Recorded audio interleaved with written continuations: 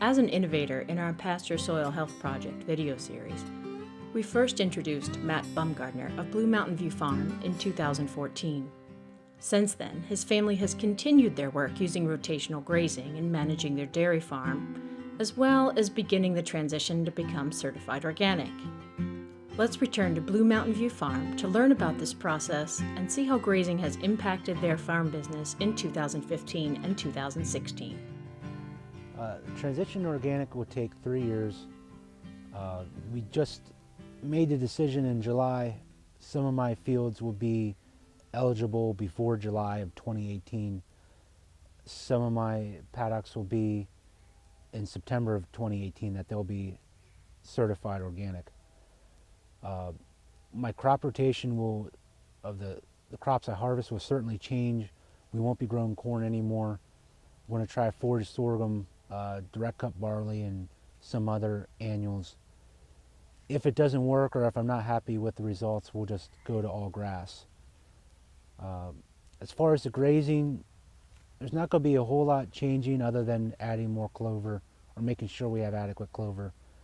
But yeah, we'll make sure to get manure on the grass rather than relying on nitrogen, because I won't be able to use that. The issues I've had with the transition, it's been tough getting seeds or making sure I get non-coated seeds. Certainly wanting to do no-till production and organic is going to be tough, considering I don't want to crimp a cover crop in the spring. I want to be able to take a crop off for forage. Eventually sourcing organic grain might become an issue, and just making it all work is going to be my biggest challenges. We took some soil samples this fall and we saw very increased amounts of soil organic matter. The highest is 6.7%. The lowest is around 6.0. It's really jumped leaps and bounds compared to what I thought it would have. Even my fields are in the 5.0 or higher range. And this is from averaging around 3.0 back in 2007. So we're seeing gains in the organic matter. And as the pastures get older, most of them are fairly young because we overgrazed in the past. We added new pasture, had to seed that. The pastures are becoming more diverse, getting some dandelion and some other beneficial weeds that you could call them. At the same time, we're able to keep it thick by interseeding with a no-till drill in fall.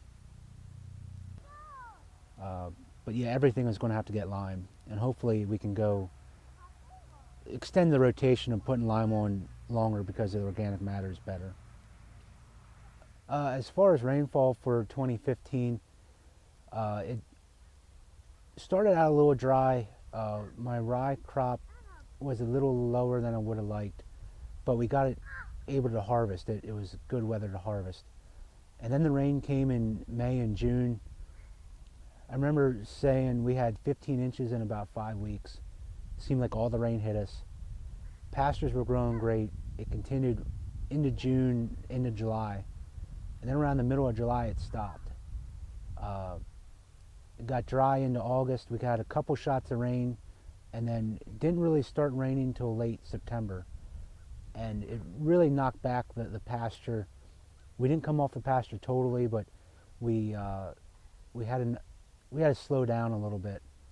We went to night only grazing because it was pretty hot in September.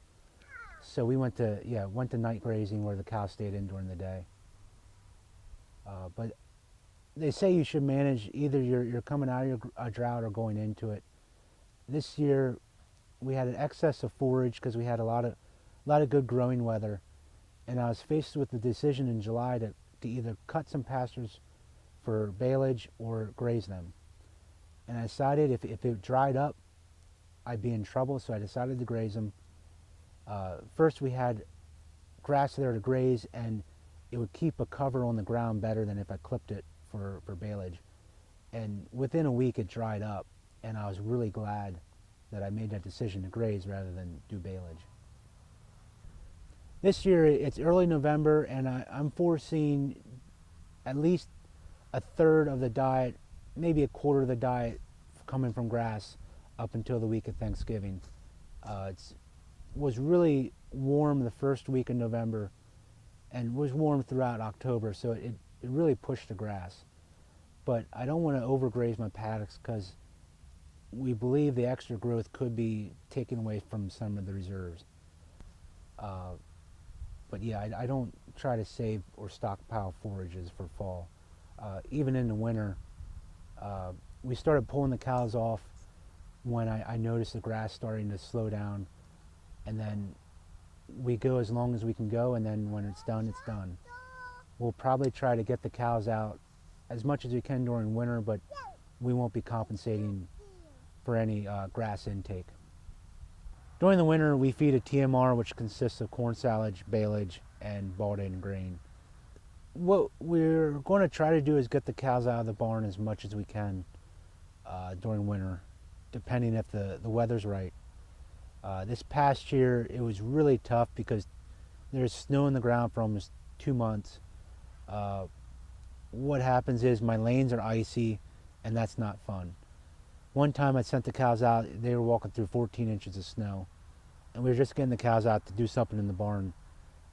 Some of them went out, some of them didn't even try, which didn't bother me, but yeah, if the weather's right, we'll try to get them out as much as we can during the day.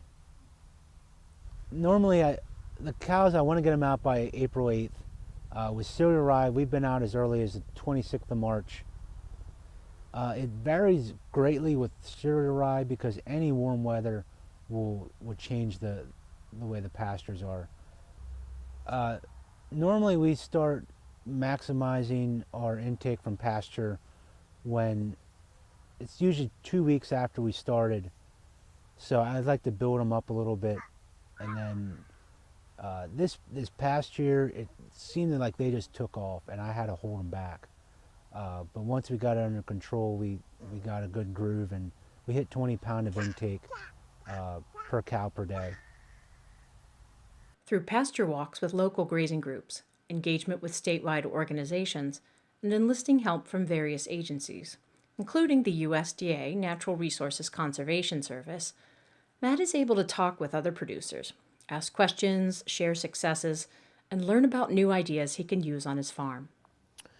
Our role as grazing specialists through NRCS is to work with producers who wish to develop a grazing system for their operation. For a grazing operation that's converting to pasture, this is a typical project that we do, looking at doing pasture species selection for a forage and biomass planting, planting laneways, watering systems, laying out the paddocks, sizing them based on how many pounds of dry matter intake the producer wishes to get off of those pastures, and coming up with the layout for the infrastructure, interior fences, paddock fences. So the most exciting thing is seeing the development of all the changes over the years, beginning with the original 30 acres or so that Matt's father converted into grazing, and then seeing pretty much the infrastructure behind us, watching Matt grow his system, seeing how his management is actually changing, how the condition of the grass, the species of forages that he's using, and just seeing how the cows are responding, and actually talking with him and seeing how it's actually been a better system moving from a conventional system to a grazing system. Obviously, grazing is an art versus a science, so there's always going to be differing opinions on how to set things up. But the biggest thing is to work together with the producer and find the best solution. So in this particular project, I did the initial layout. Matt had some different ideas, so we worked together to find that system that was going to work, that would meet his needs, because obviously he's going to be managing the farm after our assistance is finished. But yet, using the expertise of a grazing specialist, we have some good ideas, and we meld them together with the producer. So Most times any issues can be averted. Again, we try to find out what their objectives are and make sure that their objectives meet the NRCS objectives or of the conservation practices.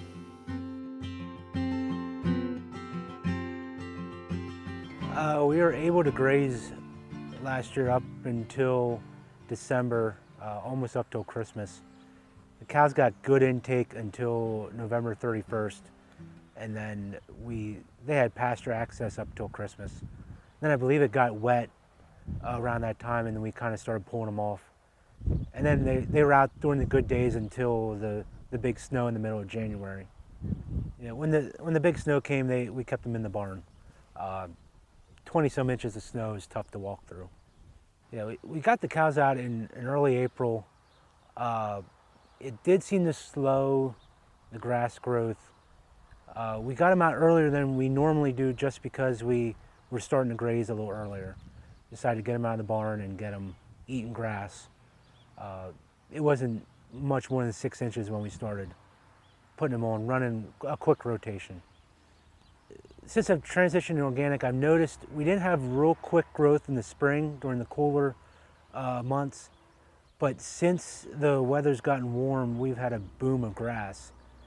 And I almost want to say we aren't noticing any differences in yield, but I have to run the calculations to confirm that. What I anticipate with the perennials over the annuals, my records show that perennials yield a little better. And I think it's mostly because in June and September, we're waiting for that annual to grow after we terminate the previous crop. What I'll be interesting to see is in the summer, if I really miss grazing sedan grass, if the extra perennial pasture can hold. But certainly in the spring, we did miss some growth in spring with the rye that we would have grazed previously. Low on heifers because call rates are better, so I kind of chose not to keep so many. Right now we're breeding everything to beef. One other change that'll happen this fall, I have a guideline up to raise heifers organically, so that'll certainly lessen the load of feed I need to grow on my farm, or I can increase my cow numbers if I want to.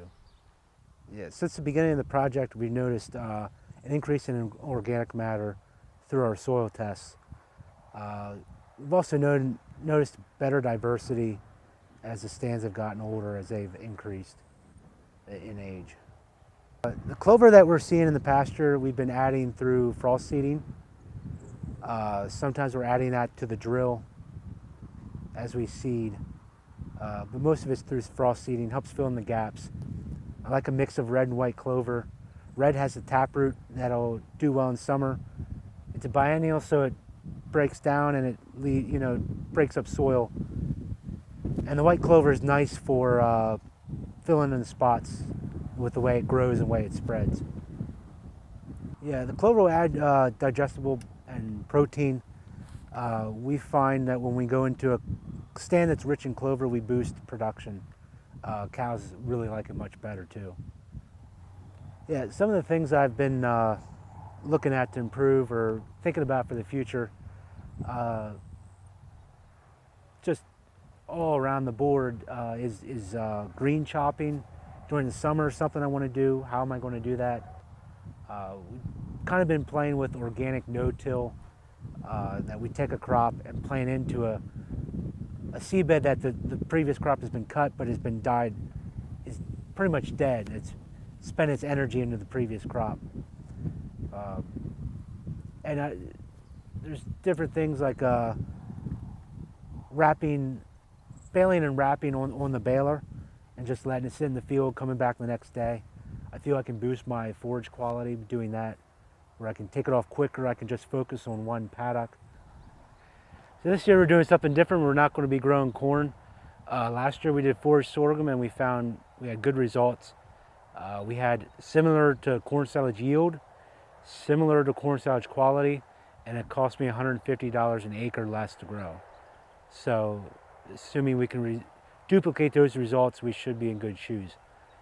This spring, we also did direct cut barley for the first time in a long time. And we got 20% starch, 4 tons to the acre, dry tons to the acre. So it did really well.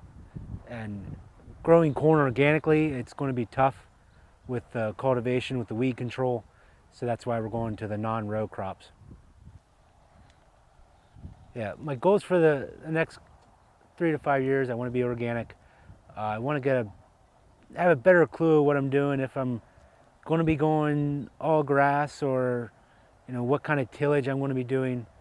Will probably depend on if I'm growing all grass or if I'm going to grow annual crops. By that time we'll be almost 100% crossbred, which should be a healthier cow. Should be able to reduce my cull rate, and yeah, it should be have more direction on what I'm doing this year. Maybe even have some different manure storage system in place, which, yeah, we're working on that right now.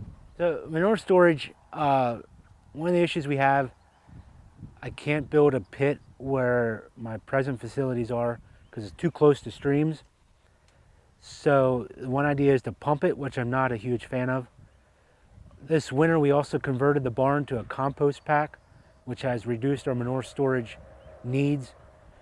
So we're considering a system where we can stack our manure and get away from liquid. This is something I prefer because I'm not hauling a bunch of water on the fields, which is a lot of weight on the fields. And I also have the opportunity to compost that solid manure. What I hope that people will learn from this project is the different monitoring methods, paying attention to data, observation, and then at the same time, proper grazing management and the way they can improve pasture. From a soil health standpoint, I think one of the things that this project will help producers look at is organic matter. And whether or not you need to develop and gain organic matter, maintain the current level of organic matter, or there can be a situation where you have too much organic matter, from the standpoint where if you're using manure as a soil amendment, if your organic matter is very high, that's available nitrogen for the plant. So if you're adding manure or fertilizer to a high organic matter, you may actually be losing nitrogen through leaching. So that would be one of the other things that I like to see over the next 5 years, 3 to 5 years, is monitoring of organic matters and making that adjustment. One of the first steps that a producer can take into setting up a system like this would to be attend pasture walks that are being hosted in their local area or within reasonable driving distance. The biggest thing to remember is from these pasture walks is you're going to learn a little bit that can work for your farm from each farm. One of the things that I tell a lot of producers is they can come out here to Matt's, look at what he's doing, and not everything that he's doing is going to work exactly the same for them. So I always encourage people to go to multiple pasture walks so they can take a little bit from each farm and find the system that works for their farm. Over the past 10 years, grazing has really changed to where we're seeing a lot of smaller producers being interested in switching to a grazing system, more of the niche marketers. Here in the southeast, we still have a lot of confinement dairy, and there's not a lot of producers like Matt that are wishing to make the change to converting more pasture acres. If a producer is looking to get some assistance and has questions about converting grazing or improving their grazing system, they can contact their local conservation district or their local NRCS office and request to have a grazing specialist visit their operation. We typically make a visit with the local planner, visit the producer, and find out what their goals and objectives are and start designing a system based on what they would like to do. To learn more about the Pasture Soil Health Project video series, visit capitalrcd.org.